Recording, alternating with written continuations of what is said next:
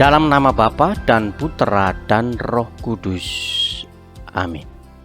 Semoga rahmat Tuhan kita Yesus Kristus, cinta kasih Allah, dalam persekutuan Roh Kudus senantiasa beserta kita. Bapak, Ibu, saudara-saudari yang terkasih dalam nama Tuhan, kembali kita bertemu untuk melanjutkan pendalaman kitab suci kita.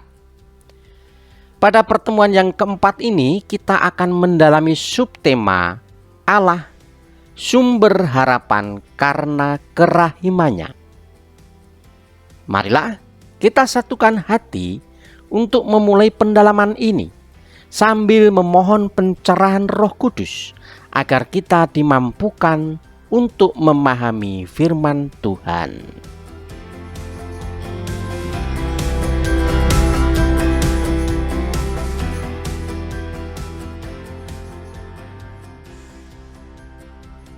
Bapak, Ibu, saudara-saudari yang terkasih dalam nama Tuhan, ketika pandemi COVID-19 melanda, tidak jarang kita menjumpai orang yang tidak lagi percaya kepada Tuhan karena aneka tantangan yang datang silih berganti.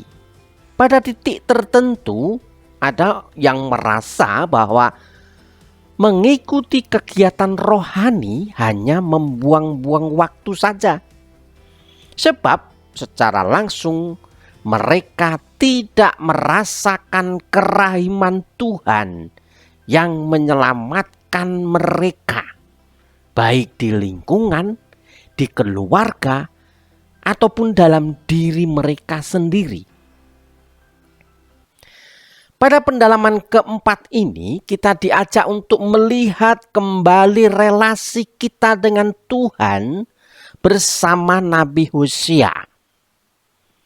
Perikop di dalam kitab Nabi Hosea bab 11 ayat 1-11 akan membantu kita dalam menilai relasi kita dengan Tuhan tersebut. Marilah kita bersatu hati untuk mendengarkan firman Tuhan. Ketika Israel masih muda, kukasihi dia, dan dari Mesir kupanggil anakku itu. Makin kupanggil mereka, makin pergi mereka itu dari hadapanku. Mereka mempersembahkan kurban kepada para Baal dan membakar kurban kepada patung-patung. Padahal akulah yang mengajar Efraim berjalan dan mengangkat mereka di tanganku. Tetapi mereka tidak mau insaf bahwa aku menyembuhkan mereka. Aku menarik mereka dengan tali kesetiaan, dengan ikatan kasih. Bagi mereka, aku seperti orang yang mengangkat kuk dari tulang rahang mereka. Aku membungkuk kepada mereka untuk memberi mereka makan. Mereka harus kembali ke tanah Mesir dan Asyur akan menjadi raja mereka, sebab mereka menolak untuk bertobat. Pedang akan mengamuk di kota-kota mereka, akan memusnahkan palang-palang pintu mereka, dan akan memakan mereka di benteng-benteng mereka. Umatku betah dalam membelakangi aku. Mereka memanggil kepada Baal dan berhenti meninggikan namaku. Masakan aku membiarkan engkau, hai Efraim, menyerahkan engkau, hai Israel? Masakan aku membiarkan engkau seperti Atma, membuat engkau seperti Zeboim? Hatiku berbalik dalam diriku, belas kasihanku bangkit serentak. Aku tidak akan melaksanakan murkaku yang bernyala-nyala itu, tidak akan membinasakan Efraim kembali. Sebab aku ini Allah dan bukan manusia. yang kudus di tengah-tengahmu, dan aku tidak datang untuk menghanguskan. Mereka akan mengikuti Tuhan, ia akan mengaum seperti singa. Sungguh, ia akan mengaum, maka anak-anak akan datang dengan gemetar dari barat. Seperti burung dengan gemetar datang dari Mesir, dan seperti merpati dari tanah Asyur. Lalu aku akan menempatkan mereka lagi di rumah-rumah mereka. Demikianlah firman Tuhan. Demikianlah sabda Tuhan. Syukur kepada Allah.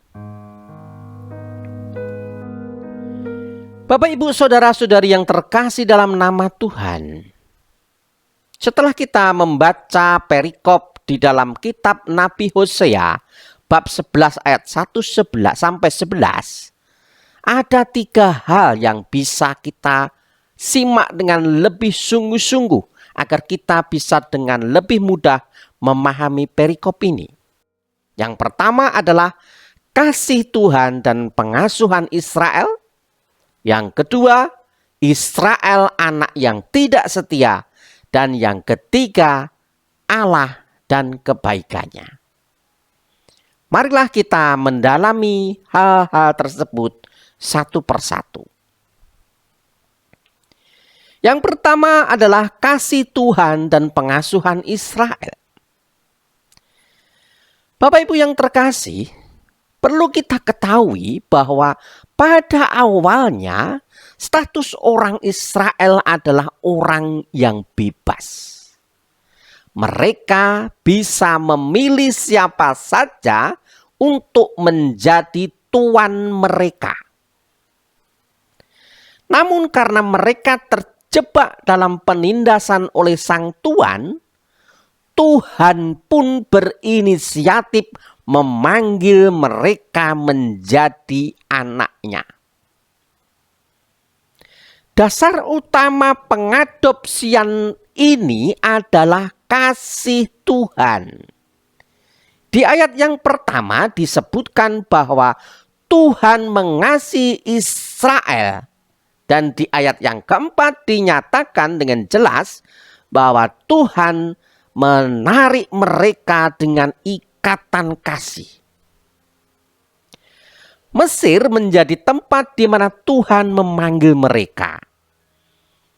Di tempat lain dalam kitab Keluaran bab 3 ayat 7-10 dikisahkan bahwa Tuhan mendengar jeritan minta tolong yang diserukan orang Israel. Lalu Tuhan mengutus Musa untuk menyelamatkan mereka. Dari peristiwa tersebut Tuhan menyelamatkan Israel dari perbudakan di Mesir dan juga menyelamatkan mereka dari ancaman mengikuti dewa-dewi Mesir. Lalu Bapak Ibu, di ayat yang ketiga dikatakan Tuhan mengajar bangsa Israel berjalan. Mengangkat mereka dari kejatuhan dan menyembuhkan mereka dari luka. Tuhan juga mengangkat kuk dari tulang rahang mereka dan dengan membungkuk Tuhan memberi mereka makan, Bapak Ibu. Bagian ini mau mengatakan bahwa bagaimanapun Tuhan adalah Bapa yang baik. Dengan penuh kesabaran, Tuhan menyediakan apa yang dibutuhkan oleh anak-anaknya.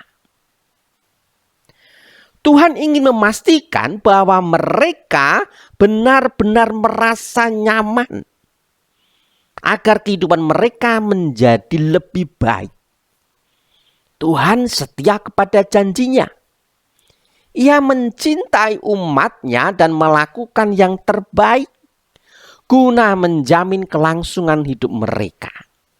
Jadi dalam hal ini, kasih Tuhan tidak pernah berubah. Hal yang kedua, Bapak Ibu, ialah Israel anak yang tidak setia. Perhatian dan pemeliharaan Tuhan memang dinikmati oleh bangsa Israel. Namun sayangnya mereka tidak menunjukkan kesetiaan terhadap Tuhan. Dalam perikop yang tadi kita baca, terlihat dengan jelas sejumlah ketidaksetiaan orang Israel yang menguji kesabaran Tuhan. Yang pertama, Tuhan memanggil Israel, tetapi mereka berpaling kepada Baal, sembahan yang lain. Orang Israel kelihatannya berpura-pura tuli. Makin dipanggil, mereka makin menjauh. Sepertinya mereka berusaha mencari tuan yang baru, yang dikira memberikan jaminan yang lebih baik daripada Tuhan. Yang kedua, Israel menyembah Baal. Baal adalah nama salah satu dewa yang disembah oleh orang Kanaan. Orang Israel rupanya tergoda untuk mempersembahkan kurban kepada Baal tersebut. Itulah dua contoh ketidaksetiaan bangsa Israel kepada Tuhan. Sikap tidak setia dan tidak peduli bangsa Israel terhadap Tuhan itu ternyata punya konsekuensi, Bapak Ibu. Di ayat yang kelima dan 6 disebutkan konsekuensi itu. Yang pertama adalah mereka harus kembali ke Mesir. Atau yang kedua, mereka akan jatuh ke tangan penguasa lain. Dalam hal ini adalah Asyur yang akan mendatangi mereka dengan pedang, menyerang dan memusnahkan. Karena itu, Bapak Ibu saudara-saudariku, seruan Nabi Hosea ini sebenarnya mengajak orang Israel untuk bertobat dan kembali kepada Tuhan. Hanya itu sajalah jalan satu-satunya jika bangsa Israel ingin mendapatkan perlindungan maksimal dan memperoleh kehidupan. Lalu bagian yang ketiga, Bapak Ibu, yang bisa kita perhatikan di perikop ini, yang ketiga adalah Allah dan kebaikannya. Memperhatikan sikap tidak setia orang Israel sudah selayaknya jika orang Israel itu dihukum. Namun Tuhan tidak mengutamakan hukuman, Bapak Ibu. Ia memutuskan untuk tidak menghukum Israel dan tidak akan melampiaskan kemarahannya kepada mereka. Ada dua alasan utama yang menjadi pertimbangan Tuhan untuk tidak mendahulukan hukuman. Yang pertama, karena Tuhan bukanlah manusia. Di ayat yang ke-9 dikatakan, Aku ini Allah dan bukan manusia. Jika seorang ayah menghukum anaknya yang nakal, maka Tuhan di sini memilih cara lain untuk menyadarkan anaknya. Bukan dengan hukuman, tetapi Tuhan memilih untuk menuntun dengan kesabaran. Lalu yang kedua, Bapak Ibu, alasannya karena Tuhan berada di tengah-tengah umatnya. Di ayat yang ke-9 juga terungkap, Aku ini Allah yang kudus di tengah-tengahmu.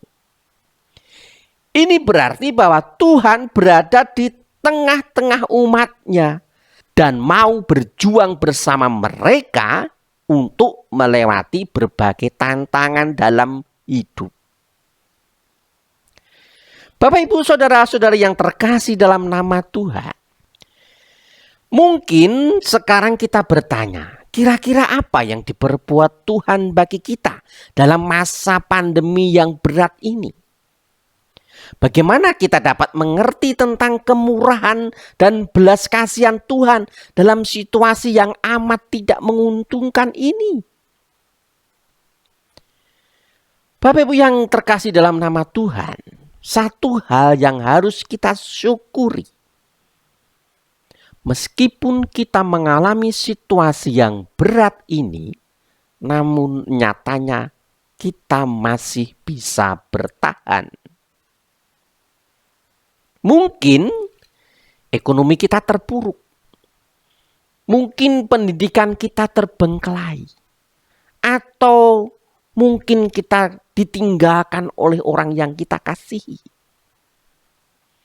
Namun jika kita hanya fokus pada hal-hal yang berat tersebut, jangan-jangan itu membuat kita tidak mampu melihat dan kurang menghargai hal-hal yang telah dilakukan yang membuat kita bisa bertahan. Perikop dalam kitab Nabi Hosea ini seharusnya memberikan peneguhan kepada kita bahwa Tuhan tidak pernah menyerah dalam belas kasihannya kepada kita. Kita diajak untuk melihat dan merasakan kemurahan hati Tuhan.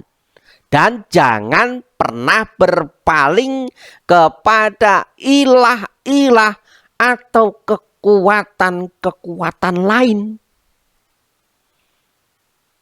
Kita diajak untuk senantiasa mencari Tuhan. Karena dengan demikian kita akan mengalami kehidupan, Bapak Ibu. Nabi Hosea menyampaikan bahwa ketika bangsa Israel mencari kekuatan lain, mencari ilah lain, itu tidak mendatangkan keselamatan. Justru itu mendatangkan penderitaan. Sebab kekuatan-kekuatan itu tidak pernah menepati janjinya. Sedangkan kalau kita kembali kepada Tuhan, Tuhan akan selalu menepati janjinya. Untuk itulah Bapak Ibu, pada pendalaman yang keempat ini, kita diajak untuk kembali kepada Tuhan. Pertobatan akan membantu kita untuk bertumbuh dan berkembang dengan lebih baik. Semakin seseorang mendekati Tuhan, semakin ia diperkaya dan diperkuat dalam kehidupannya. Bapak, Ibu, saudara-saudari yang terkasih dalam nama Tuhan, itulah kira-kira yang menjadi penekanan di dalam pendalaman kitab suci di pertemuan yang keempat ini. Namun sebelum kita mengakhiri pendalaman ini, ada beberapa pertanyaan yang bisa kita refleksikan bersama. Yang pertama, apa yang membuat saya bertahan untuk tetap beriman kepada Tuhan dalam situasi-situasi sulit yang saya hadapi? Yang kedua, bagaimana saya merasakan kebaikan dan pemeliharaan Tuhan selama masa pandemi ini? Dan yang ketiga, dalam rangka pertobatan, apa yang harus saya tinggalkan agar saya semakin dekat dengan Tuhan?